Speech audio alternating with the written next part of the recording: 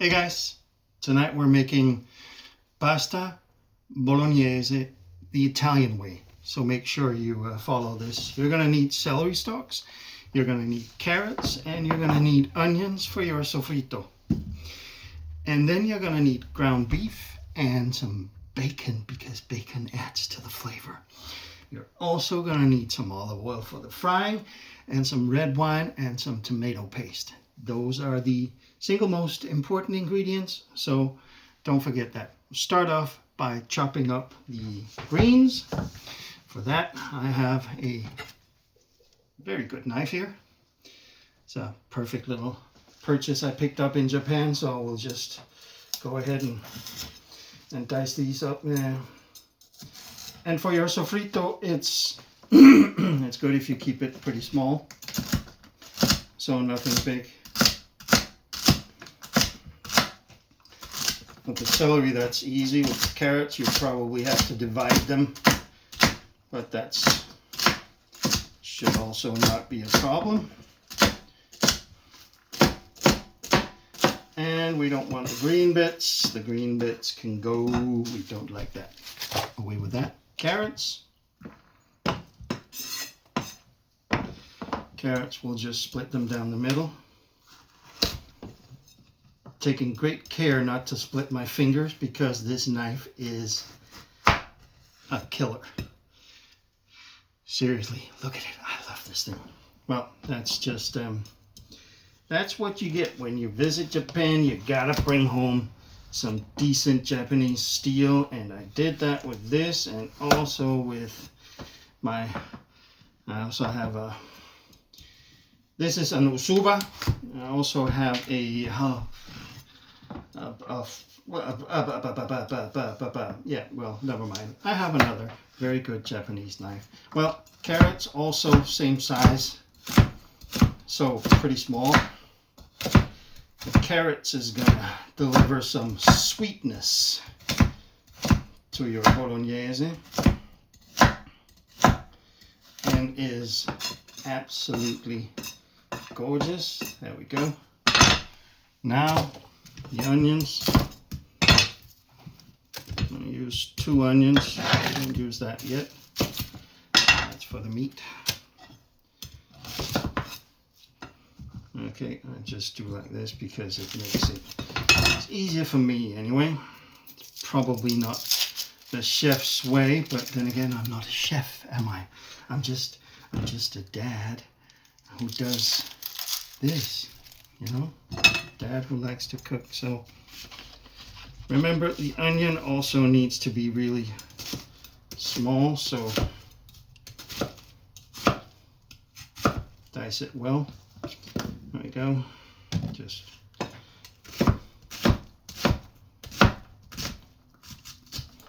ouch, see that goddamn psychopath knife that goes through everything, including me. Yep. And I'm sorry if you thought this was a family program, then you're in for a surprise because there's most likely going to be some foul language once in a while.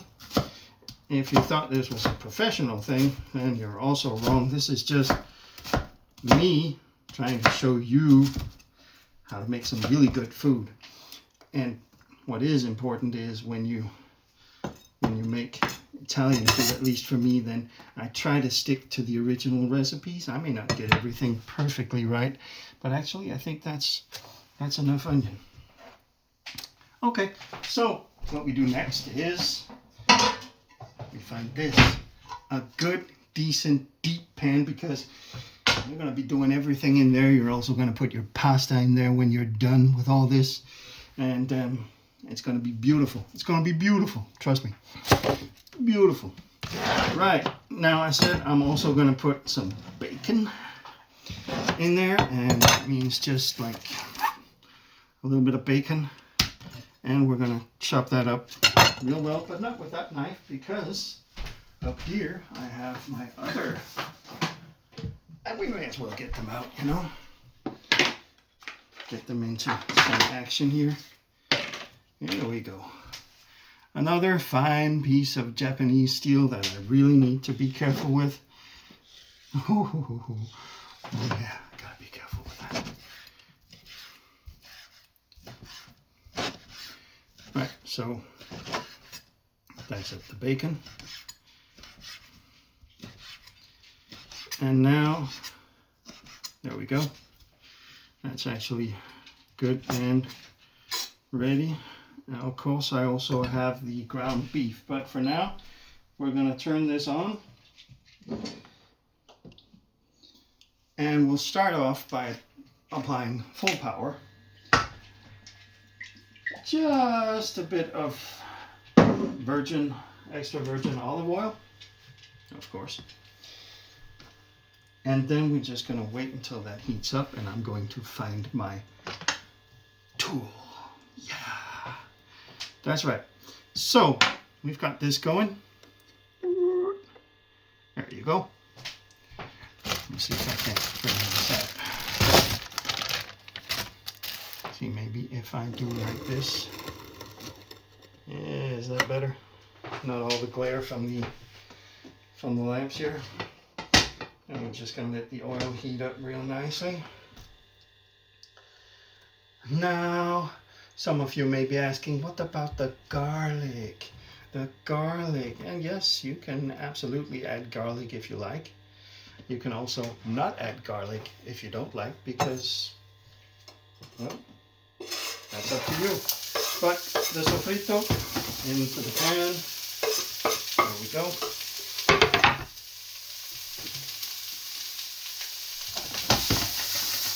And let's give that a nice toss there. And I know this is probably not right or whatever, but I'm already putting in the bacon. Because the bacon also needs to fry up well. And I gotta tell you something, this is one of those dishes that you have to start cooking early on in the day, because if this doesn't simmer for at least 2 hours, it's just not worth it. Just don't bother. Also, buy some good stuff for the pasta de tomate. I use this. They don't pay me, but I still use it because that's just the best. Quite simply, the best. Then we're gonna have some ground beef. And no, I'm not gonna add that yet. So, what do you think? Should we add some garlic? We can quickly add some garlic.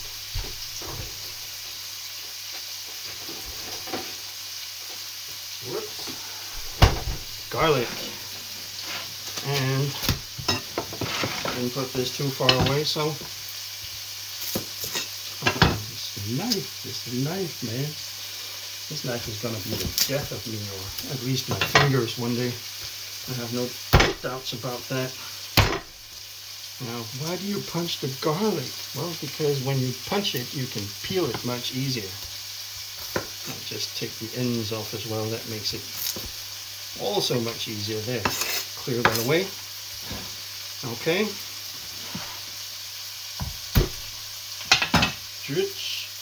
Give it a good beating, and it comes off easy. Now, how much garlic do we want? A fair bit. Now we just chop it up really nicely.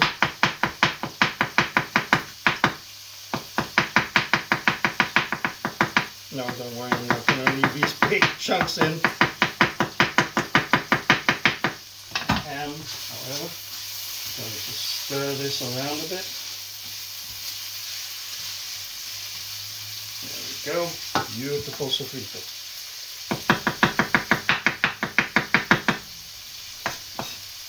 Roots, and we're just gonna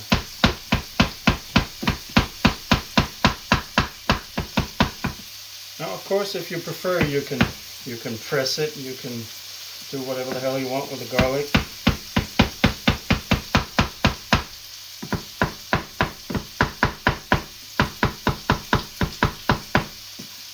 Just don't put it in there too early, or you'll end up burning it, and then you won't get that delicious flavor.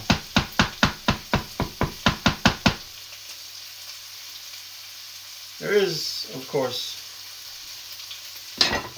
One thing you're also going to need, and I have mine right here, a fine wine for cooking, not so much for drinking. But it all works out. This is already smelling good. And now I add the garlic.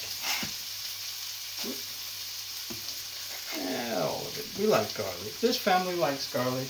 And fortunately for my co-workers, I have to be stuck with them on a train for several hours tomorrow. So we're going to be sitting real tight and they're going to be feeling my garlicky scent. Oh yeah. I just know it drives them crazy. Well, maybe it doesn't, but well, you know what I mean. Or maybe you don't know what I mean, since this is actually the first cooking video I've ever done on this account. If you go back, you will notice that there is rather large, embarrassing volume of chili-related videos. Don't know where they came from. I have no idea where they came from. Got nothing to do with me. I can't imagine that.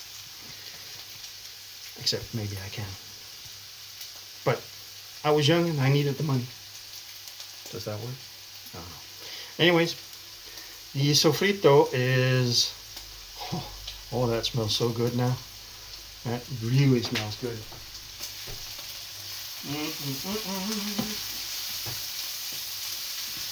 Yes, excellent. Very soon I will add the beef, the ground beef. In fact, I think we can add that now.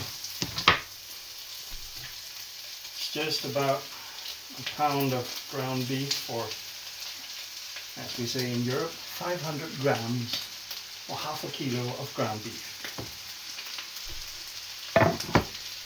Just to give you an idea of what this looks like. Come on. There you go. There it is. Not too shabby, huh?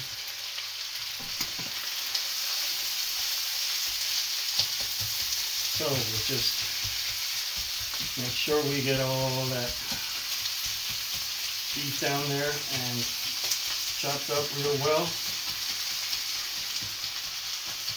Now you have to keep a good heat on the pan at this time, because otherwise you will just end up broiling everything, and we don't want that. We actually want it to fry.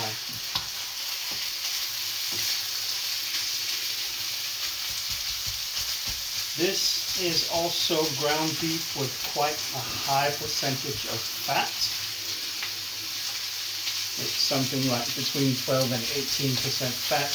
And yes, I have chosen that on purpose because it gives so much more flavor to this entire course. So don't be afraid of using fatty beef, because it just adds to the flavor. And since this will be simmering for a couple of hours, don't you worry about a thing. When this is all done, if there's too much fat, you can always skim it from the top. That's not a problem. Right. Oh, we're getting somewhere.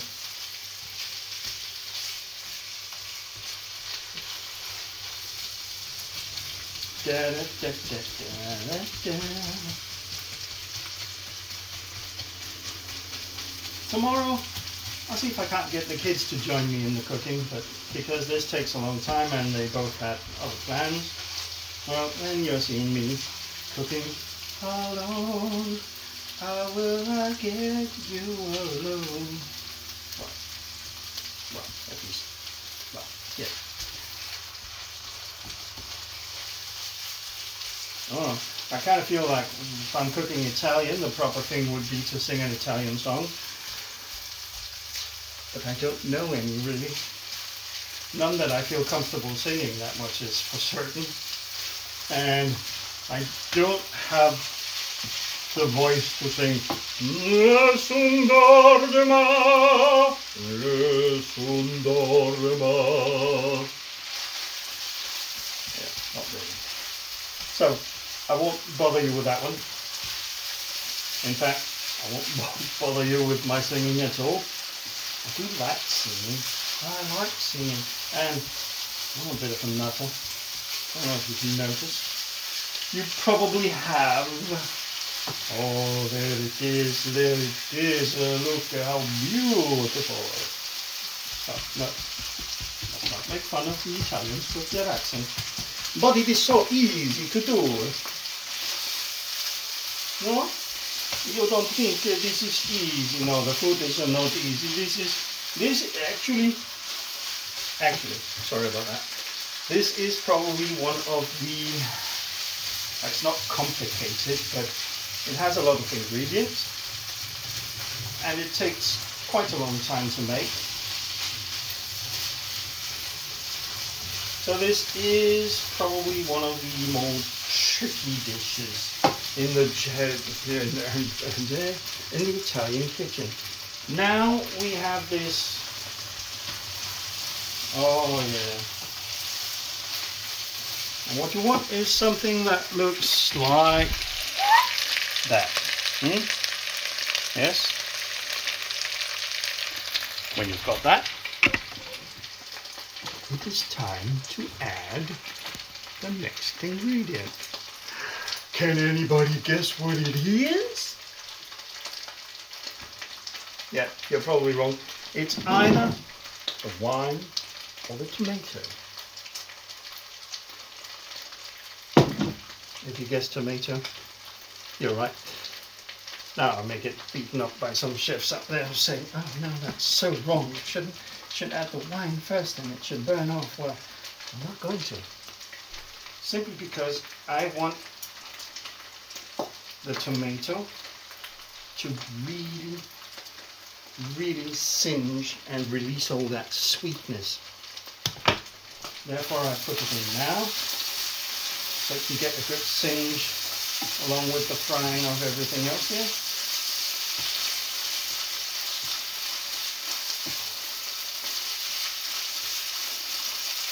Oh yeah. Oh yeah.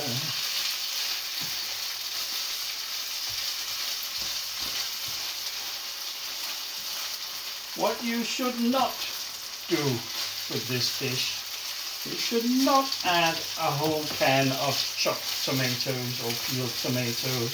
No. That's just not right. All the tomato you need to do this dish properly is in that tomato paste.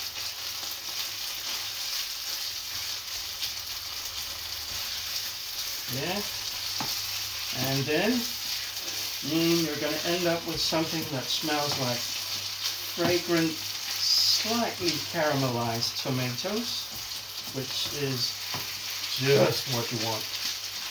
Oh my god, that smells so good. Oh yeah, there we go. And then we add the wine. My hands are so... My hands!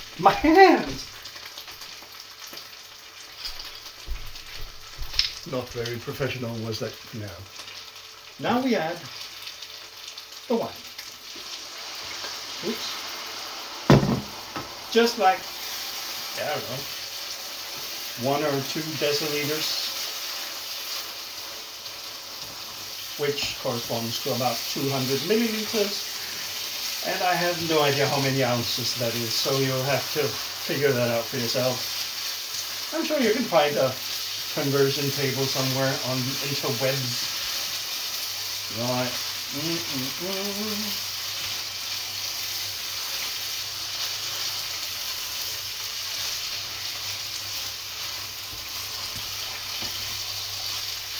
Now you just let that wine burn up so you can add some more.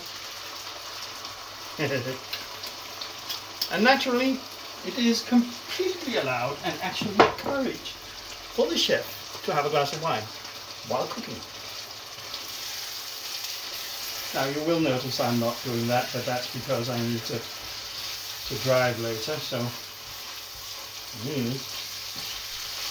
I may have a glass of lovely, refreshing water.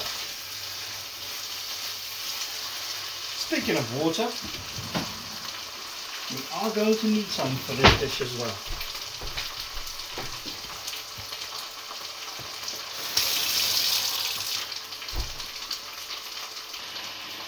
Now, do you remember what I said? How long does this need to simmer? At least 2 hours. That also means you have to put in some water or some beef stock. I'm going to be putting in some beef stock just to pick up the flavor a bit. You actually don't have to. If you have sufficient time, then just leave it on the stove simmering for 4 hours. The longer, the better. Trust me when it comes to this, okay? The longer, the better. But 2 hours means I'm going to be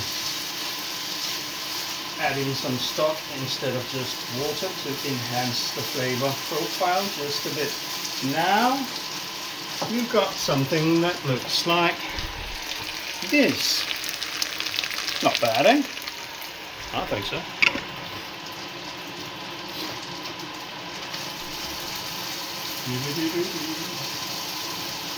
As you can see, it's not that this takes an awful long time to make. It really doesn't. But it is a crowd pleaser every single time. And the second part of it is, of course, the pasta. We'll get to that later. Right, time to add the stock. Oh, there it is. We'll just put it in. All of it. Doesn't have to be neat or anything like that. There, we'll just give it a bit of a stir.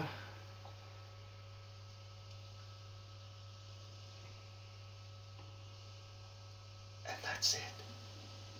Now, we'll just turn down the heat to 6, about medium heat. Then, we'll get the lid. And we'll cover it. And we'll leave it there. And I'll see you in a couple of hours. Okay, so the sauce has been cooking for 2 hours.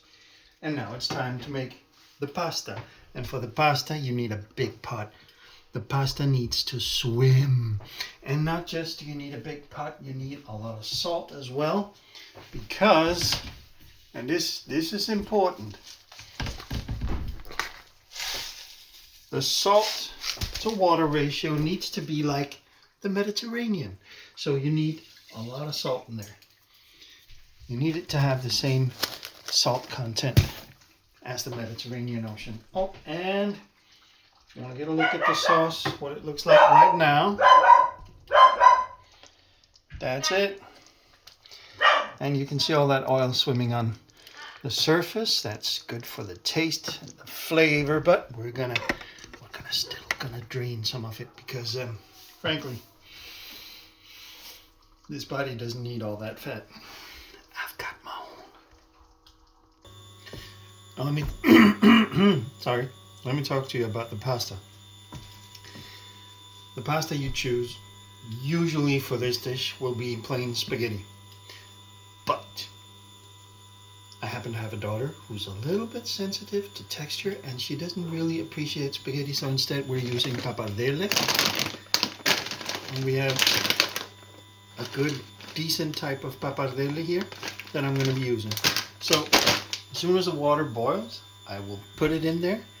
You'll see in just a second. And there is one more step left to make the sauce that a lot of people forget about. And this is it. What do I have here? Milk. Whole milk. About 100 cc's of whole milk.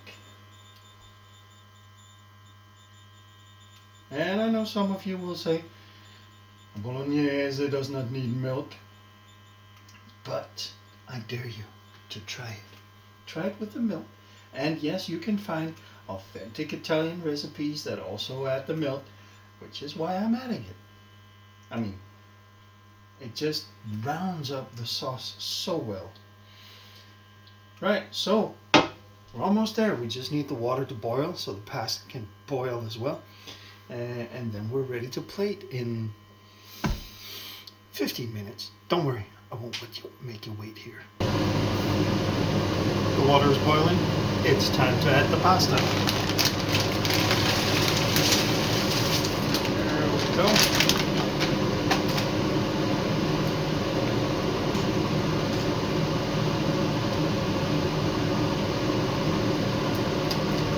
And boil. In the meantime, the sauce is now looking like this.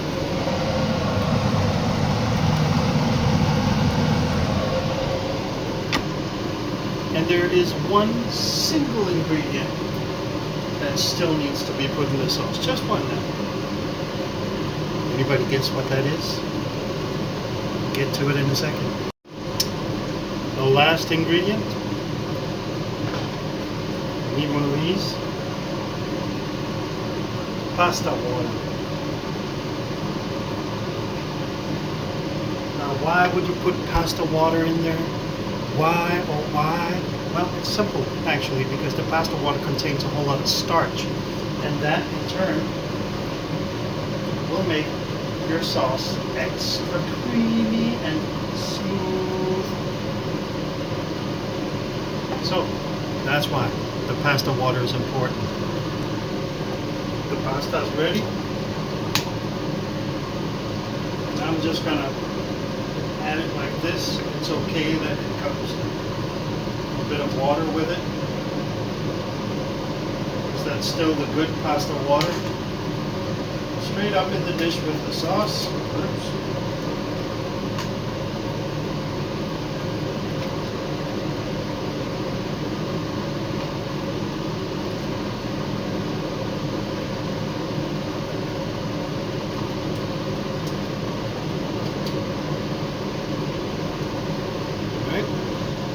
And then you just have to mix the pasta with the sauce.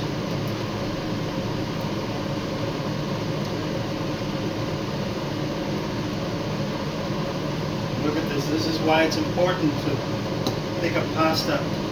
Sorry, don't need that anymore. Oh, we need the lights. This is why it's important to pick a good quality pasta, preferably one that is has a very porous surface, because it holds more of that sauce. Okay, there we go. And it's time to put it all on a plate. Let's go. Grab a good portion of this.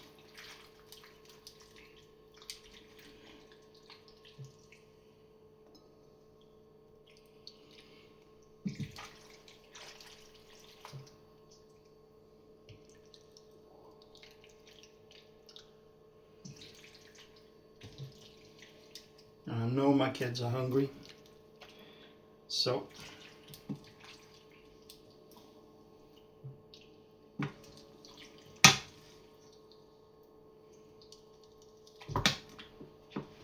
we go.